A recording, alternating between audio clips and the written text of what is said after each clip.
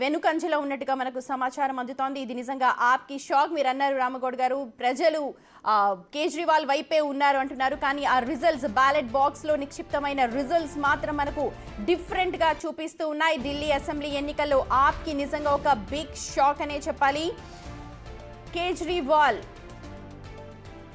వెనుకంజలో ఉన్నారు. ఓడిపోయినట్టుగా మనకు న్యూఢిల్లీలో కేజ్రీవాల్ ఎక్కడైతే కంటెంట్ చేశారో అక్కడ ఓటమి పాలైనట్టుగా మనకు లేటెస్ట్ అప్డేట్స్ అంటూ ఉన్నాయి. దీంతో ఇప్పుడు ఆప్ బిగ్ షాక్ కి గురైందనే చెప్పాలి.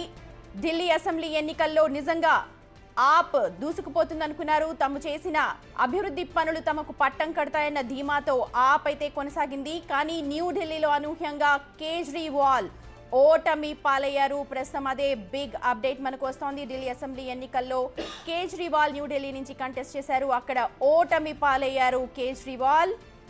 నిజంగా బీజేపీకి ఇది ఒక బిగ్ విక్టరీ అని చెప్పాలి. ఎక్కడైతే 27 ఏళ్లుగా వెయిట్ చేస్తోంది బీజేపీ, గతంలో కాంగ్రెస్ హయాం కావచ్చు, ఆ తర్వాత ఆప్ పార్టీ కావచ్చు, గత 27 ఏళ్లుగా అక్కడ జరుగుతున్న పనులన్నీ కూడా చూసి మోడీ సర్కార్ ఇప్పుడు ఢిల్లీ షైన్ వైపు తీసుకెళ్తామంటున్నారు. ఢిల్లీని బిగ్ అభివృద్ధి దిశగా తీసుకెళ్లే విధంగా ప్రణాళికలు సిద్ధం చేస్తాము అని అంటూ ప్రణాళికలను కూడా రచించి ఓటర్స్కి చెప్పారు. ఈ నేపథ్యంలోనే ఓటర్స్ ఇప్పుడు బీజేపీ వైపు మొగ్గు చూపినట్టుగా మనకు తెలుస్తోంది. అలాగే గత 10 ఏళ్లుగా బీజేపీ చూస్తోంది ఆప్ పాలనకు సంబంధించి. అలాగే ఆప్ పాలన 10 ఏళ్లుగా చూస్తున్నారు ఢిల్లీ వాసులు. అంతకుముందు కాంగ్రెస్ పాలన చూశారు.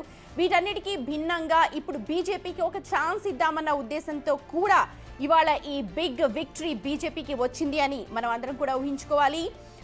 ఢిల్లీ అసెంబ్లీ ఎన్నికల్లో నిజంగా ఆప్కి ఒక బిగ్ షాక్ మీద షాక్స్ తగులుతూ ఉన్నాయి. న్యూఢిల్లీలో కంటెస్ట్ చేసిన కేజ్రీవాల్ ఓటమి పాలయ్యారు. అయితే ఇక్కడ అన్ని సెగ్మెంట్స్ వేరని చెప్పాలి. ప్రస్తుతం కేజ్రీవాల్ పోటీ చేసిన న్యూఢిల్లీ సెగ్మెంట్ వేరు అన్నట్టుగా అక్కడ కౌంటింగ్ మధ్య అయితే హై టెన్షన్ కొనసాగింది కొద్దిసేపటి క్రితం వరకు. తొలి రౌండ్ నుంచి కూడా తీవ్ర ఉత్కంఠ, చివరి రౌండ్ వరకు కూడా కంటిన్యూ అయింది. ఇక్కడ ఆప్ నుంచి కేజ్రీవాల్, అలాగే బీజేపీ నుంచి పర్వేష్ సాహిబ్ సింగ్ కంటెస్ట్ చేశారు. కాంగ్రెస్ నుంచి సందీప్ దీక్షిత్ పోటీ చేశారు. ముగ్గురిలో సందీప్ దీక్షిత్ మొదటి నుంచి వెనుకంజలో ఉన్నారు. పర్వేష్ సాహిబ్ సింగ్ కేజ్రీవాల్ మధ్య మాత్రం హోరాహోరీ పోరు నడిచింది. 3 సార్లు ఢిల్లీ సీఎంగా పనిచేసిన కేజ్రీవాల్ కు న్యూఢిల్లీ సెగ్మెంట్ పబ్లిక్ అంతా కూడా ఏకపక్షంగా పట్టం కట్టేందుకు ఉత్సాహాన్ని అయితే చూపించలేదు. కేజ్రీవాల్ పరిస్థితి ఇలా అవుతుందని చెప్పి ఎవరు ఊహించలేదు అని అనుకోవాలి. పబ్లిక్ మాత్రం న్యూఢిల్లీ సెగ్మెంట్ లో మార్పు కోరుకున్నట్టుగా తెలుస్తోంది. రైట్, రామగౌడ్ గారు ఏం చెప్తారు? మీరు అన్నారు ఇందాక కేజ్రీవాల్ వైపే ఉన్నారు అని, కానీ న్యూఢిల్లీ సెగ్మెంట్ లో ఏకంగా ఓటమి పాలయ్యారు. తప్పకుండా మేడం, ఓటమిలు గెలుపులు అనేది సహజం.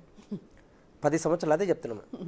10 సంవత్సరాల్లోనే ఆమ్ ఆద్మీ పార్టీ జాతీయ పార్టీగా అవతరించింది. ఏ పార్టీ కూడా ఇంత తొందరగా జాతీయ పార్టీగా అవతరించలేదు. ఓకే, సో ఈరోజు ఢిల్లీ ప్రజలు ఒకవేళ బీజేపీ చెప్పిన మాటలు ఏవైతే ఉన్నాయో వాటిని నమ్మి ఢిల్లీ ప్రజలు ఈసారి కనుక ఓటు వేయగలిగితే పూర్తి స్థాయి